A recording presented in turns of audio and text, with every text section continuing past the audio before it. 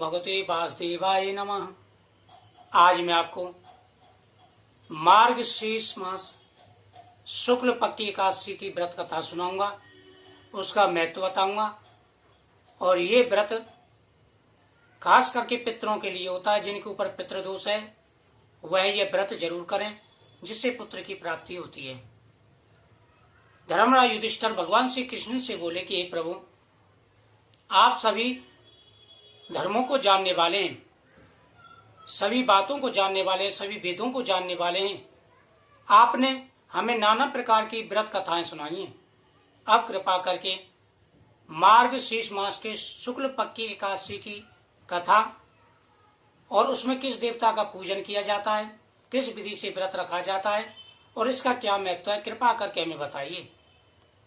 भगवान श्री कृष्ण बोले कि हे राजन, तुमने बहुत अच्छा प्रश्न किया है। जिस व्रत के करने से मनुष्य के सब पाप नष्ट हो जाते हैं, उनके पितरों का उद्धार हो जाता है, वह मैं कथा तुम्हें सुनाता हूं।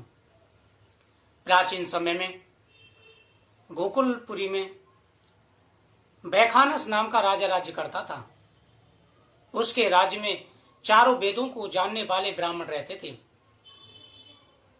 धर्म अपने चारों पैरों पर था, सभी शांति से रहते थे। प्रजा का वह पुत्रवत पालन करता था।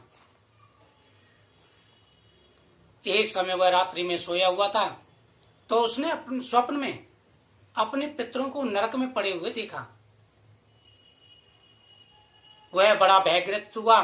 सुबह राजसभा में उसने सभी ब्राह्मणों विद्वानों को बुलाया और सभी से कहा कि हे विद्वानों, हे ऋषियों, मैंने सपने में अपने पिता को नरक में देखा है। अब कृपा करके कोई ऐसा व्रत तप कहिए जिसके करने से मेरे पिता का उद्धार हो सके और मैं पितृऋण से मुक्त हो सकूं। सभी ऋषि मुनि सोच में पड़ गए। सभी ब्राह्मणों ने काफी देर सोचने के बाद में कहा कि हे राजन, यहाँ से कुछ ही दूरी पर पर्वत नामक ऋषि रहते हैं जो ब्रह्मा के समान ज्ञानी हैं। आप कृपा करके उनके पास जाइए। राजा बैखानस घोड़े पर सवार होकर के पर्वत मुनि के आश्रम पर गया। वहां पर सभी ऋषि मुनि तपस्या कर रहे थे। ऐसा प्रतीत होता था मानो ब्रह्मलोक में आ गए हूं। राजा बैखानस ऋषि के चरणों में दंडवत प्रणाम करके बैठ गए। पर्वत मुनि ने उनका स्वागत किया और पूछा कि हे राजन, आप कैसे हैं? राजा ने हाथ जोड़ के कहा कि महाराज, मैं बड़ा दुखी हूं, कृपा करके मेरे दुख का निवारण कीजिए। पर्वत मुनि ने ध्यान लगा करके देखा और कहा कि हे राजन, मैंने अपने तपोबल से तुम्हारे पितृ का हाल जान लिया है। तुम्हारे पितृ ने पाप किया था और उस पाप के द्वारा उन्होंने जो नरक लोक पाया है, नरक लोक में गए हैं। उन्होंने जो पाप किया था कि सौत के कहने पर अपनी स्त्री को ऋतुदान नहीं दिया, इस पाप के कारण उनको नरक में जाना पड़ा है। राजा हाथ जोड़ के बोला कि हे ऋषि, हे मुनीश्वर, आप सभी का कष्ट दूर करने वाले हो। अब कृपा करके मुझे कोई ऐसा उपाय बताइए जिसके करने से मेरे पिता का उद्धार हो सके। पर्वत मुनि ने कहा कि राजन, आज से कुछ ही दिन बाद मार्गशीर्ष मास के शुक्ल पक्ष की मोक्षता एकादशी आने वाली है। तुम सभी उसका व्रत करो, अपनी प्रजा से भी व्रत करवाओ और उसका पुण्य जो अपने पिता के लिए दो, जिससे तुम्हारे पिता का उद्धार हुआ। हे राजन, राजा ने ऐसे वाक्य सुनकर के पर्वत मुनि को प्रणाम किया और आकर के मोक्षदा एकादशी का व्रत आने पर उसका विधि पूर्वक व्रत किया।